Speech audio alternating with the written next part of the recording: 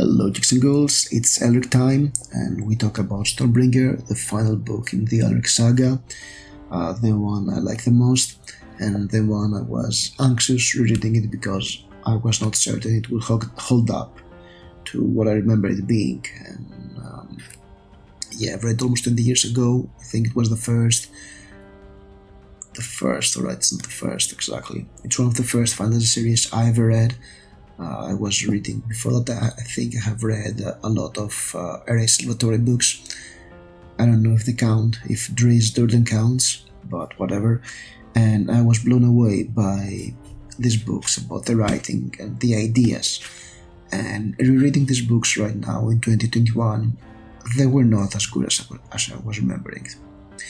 And I can say that the ideas were great. There are some great ideas, great concepts in this series of books, but the writing was not quite there, or maybe it was quite there back then, but was done much better today. So I had to go and read the one novel of Elric, the end of the Elric Saga, I guess, even though there have been a lot of books after that. I won't go into the specifics of this book, alright? I just don't want to go into Elric did this, this and this, because it's a big story and it's split into 4 sub-stories, but the main idea is that the Theocrat, the king of the Isle of Bangtang, and Bangtang is an isle of sorcerers, Talib Karna, which was from this island. The Theocrat, the king of Talib Karna, has conducted the Lords of Chaos, like Talib Karna did on the stories written after this book. Alright. It's not that important, I guess, and he's about to take over the world. And Elric is given quests by Champion of the Law, who has awakened because of the stirring of chaos, and he has to follow these quests in order to save the world. Or not, because basically Stormbringer, instead of being a story about a pure chosen one who is fated to save the world, Elric is the evil sorcerer who has to destroy the world. He's fated to destroy the world, to save it from chaos and restore the balance of the universe. That's the idea. So it's subverting a lot of the fantasy cliches before it was a cliche. And I'll say it with great conviction, Elric is the granddaddy of all dark fantasy and grimdark, because he's flawed, he's captured in a web of fate, and he's not able to escape. A lot of the book feels like it's a video game, it's like an adventure, action-adventure video game where the character, who is Elric, has to go and do things to move the plot forward because of the aspect of fate, because he's fated to do something, so he has to do it. However, there are parts of it where he tries to defy fate and he's crushed by it. And actually it's quite interesting to see that even though Elric succeeds in his quests, he doesn't quite make it. He's always outclassed and outnumbered by his foe, the armies of chaos. The book starts with Elric living peacefully with Zarazinia, and he's warned that the armies of chaos are marching, so he has to get Stormbringer and go fight them. He loses the first battle, and then him, Monglum, and his cousin, who's a dragon rider, which I cannot recall right now what's his name, but he was in the previous book too. He was the son of the dragon lord that was killed because of Elric. And the other guy, the champion of law called Serpes, they have to save the world, and they're getting crushed again and again and again. And I don't know, I mean, at some points the story feels a bit easy, like in the second part, which is called Black Swords Brothers. Elric just learns a spell and goes and summons a lot of Stormbringers from other parts of the multiverse, and they kill the Dukes of Hell like that. And then he's captured, he's on a mast, he's about to die, and that was one of the most epic scenes. The Theocrat has tied him to the mast of his ship, and he puts a spell on him to protect him so he can watch the fleet of the southern kingdoms die because Elric failed to unite the young kingdoms against the threat of chaos. But Elric summons Stormbringer and people start shooting arrows at him, and he's protected from the spell of his enemies. So that's what makes him... that's an epic scene, actually. And yeah, Elric is a weakling, but he has Stormbringer. Which, Stormbringer is not a good bedfellow because it has a habit of killing Elric's friends. And it's fun as it proceeds, as Stormbringer is slaying people near Elric that Monglum is getting. Yep, I'm next. Which was kind of fun. Zarozinha is like... she's constantly being damseled. Zarozinha is one of those characters who is not interesting because she's just there to be damseled and saved by Elric, or be where Elric has to return after he saves the world. That's a bit of an issue with her character, but we didn't see much of her. And actually it was fun when Elric meets Gisana again. She scolds him for his young wife about being able to place him, so he returns to her. That's the idea of it. That's there are parts of it where it does not feel great. It feels a bit railroaded, but then there are some great touches, like the scene on the mast or some character interactions. And there are some multiversal stuff.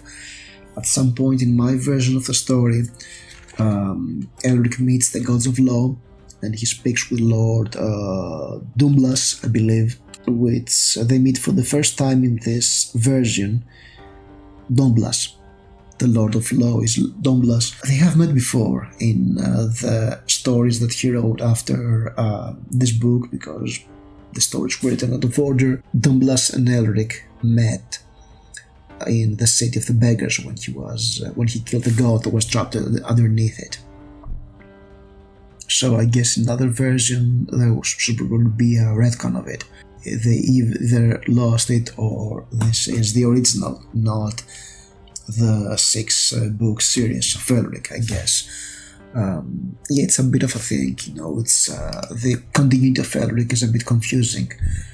I understand why this book is great. I understand why this book was very influential, and for that I should probably go into spoilers about the ending and why the ending is amazing. The ending of the Elric Saga is worth going through the rough patches, in my opinion. So yes, I should probably speak about this in a while, but yeah, this book is definitely a fantasy classic. It's not as shiny as one would expect, especially in 2022, which is like 60 years after it was published. It was published in 1965, so it's almost 60 years since it was published. It definitely feels its age. And it's very influential. It's been done again and again and again. The anti-hero, the fantasy anti-hero, the grimdark genre owes a lot to Elric. I got some heavy Dark Soul vibes out of Elric, which was quite a surprise, but then not again, because that's what Miyazaki was reading in his youth, I guess. There's, I don't know, maybe some Witcher in there too, but very little of it, because Geralt is a blue-collar guy who is just, he's the doomer Russian version of this character. And yeah, there is also a lot of Anomander in Elric, only Anomander is sad. There are some things like the way fate works and how it moves the plot forward that is not quite great. It feels a bit forced and uninteresting, and of course how Elric always has Stormbringer or his sorceries and he's able to get through stuff. But then again, in this book, he's barely scraping by. He's escaping from danger by the skin of his teeth. He gets some victories, but they're never enough. And slowly and surely the world is falling to chaos, and here we have the concept of chaos, as we know it from Warhammer and every other fantasy franchise. Even the Chaos Star, the emblem of chaos, first appears here in this book, I believe. So yes, we have this army of chaos that mutates everything, that creates some monstrosities. We have the kingdoms falling one after another to it, and Elric is barely able to escape those defeats. He's losing people right and left, and yeah, we get to the ending. So spoilers for the ending. You've been warned, and yeah, the review is over by this point. If what you've read about this book, about the Elric Saga, interests you, go back and read it. It's an interesting read. It's a bit old, but I don't know, maybe the first time around it's interesting for you. It was the second time around for me, and there are parts of the Eternal Champion saga I've read too that made me more jaded towards it. Yes, I believe this is also the first time that it's mentioned that Elric is the Eternal Champion in the chronology as the stories were written. So that's quite interesting. And yes, of course, later on there were a lot of retcons. Other stories added, like the Jade Man's Eyes, where it was written 2 years after this book, and it explains why the Lords of Chaos are able to come to Earth, to Elric's world, and this is because he broke the statue that kept them away from the world, so it's all Elric's fault. This is not in this story, and of course there are a lot of minor chaos invasion by Philip Karna that were written after that, but Philip Karna is a loser, so they never were as impressive as the Theocrats. So let's go to the spoilers for the ending. So at the end of the third story, Zerozina was abducted by the Theocrat and she was mutated in a monster. So when Elric saves her, she throws herself on Stormbringer and she dies. Elric, Munglum and his cousin have gone to Malibone, but they are unable to raise the dragons there. Chaos is not able to get into Malibone, and Elric gets a quest. He goes to meet the Lord of Law, and he's sent to another plane, the Earth, after the world of Elric in the multiverse to get a horn that will awaken the dragons, and it does, but it drains Elric of his power. They fly on a fleet of dragons against the armies of chaos, and we get a huge CGI fight that is very impressive, and like, yes, I want to read dragons fighting the armies of chaos, the hordes of chaos. That's what I'm in for, and you get that. That's an impressive fight. Elric is fighting against the creature of chaos, or even some lords of chaos, and he gets enough power back to sound the horn a second time, and that summons the Lords of Law, who fight the Lords of Chaos in a climactic battle. But he's really out of energy. He confronts the Theocrat and finally kills him, but he's out of strength. So it's just him and Munglum left. Everything around him has been destroyed by the Battle of the Gods, and he has to sound the horn a third time in order to bring the end of his world and the beginning of the new one. Munglum sacrificed himself. He has escaped the death from Stormbringer. A lot of people died because of Stormbringer. Rakhir did, the archer from Tanlord, who joined the party in order to get a seal to protect them from chaos. He was killed by Stormbringer, and that's where Munglum was horrified by that, but he understood that he has to follow fate. Fate must be fulfilled no matter the sacrifices needed. So he throws himself on the sword, and he dies horribly because he realizes what horror awaits him. What a horrifying fate is being killed by Stormbringer. And Elric manages he throws away the sword in horror, and he sounds the horn, so a new world is coming. And then Stormbringer flies, impales Elric, kills him, sucks his soul away, and as this is done, Elric realizes that he was not carrying Stormbringer. Stormbringer was carrying him, and when he dies, horribly, Stormbringer takes the form of a man, a black man, and dances away, and he says to Elric, "I was more evil than you." Bear in mind that Stormbringer was a weapon of chaos forged by law to destroy chaos.